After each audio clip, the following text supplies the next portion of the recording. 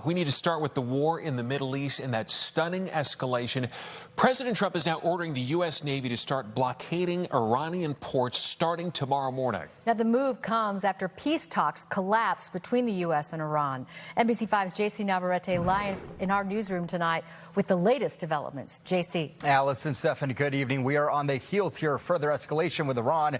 President Donald Trump ordering the military to blockade Iranian posts starting tomorrow at 9 a.m. Central in an apparent push to try and take control of the Strait of Hormuz. This is negotiations stall between both countries. And now the president is suggesting that gas prices may not be coming down before the midterms in November.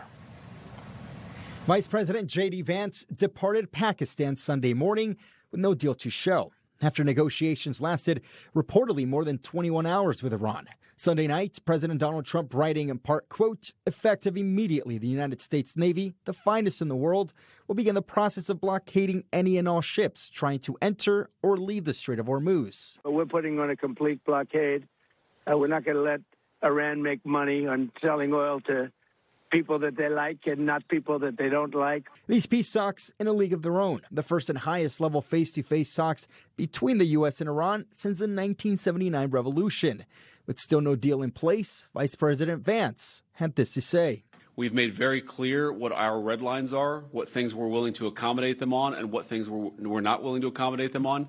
And we've made that as clear as we possibly could, and they have chosen not to accept our terms. And new Sunday, a new threat to Chinese President Xi Jinping to not supply missiles to Iran. If we catch them doing that, they get a 50% tariff, which is that's a staggering amount. As the world watches, if this new proposed blockade could upend the fragile ceasefire in the region, eyes are also on the gas pump. So do you believe the price of oil and gas will be lower before the midterm elections?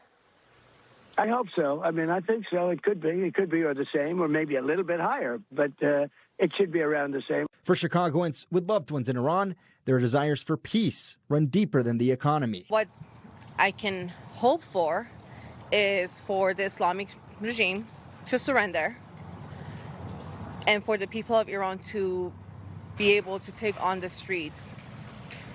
U.S. Central Command says the blockade will not impede ships that are using the Strait of Hormuz to and from non-Iranian ports. Iranian officials say that Iran approached the negotiations in good faith. They say the United States team did not gain the delegation's trust. Back to you.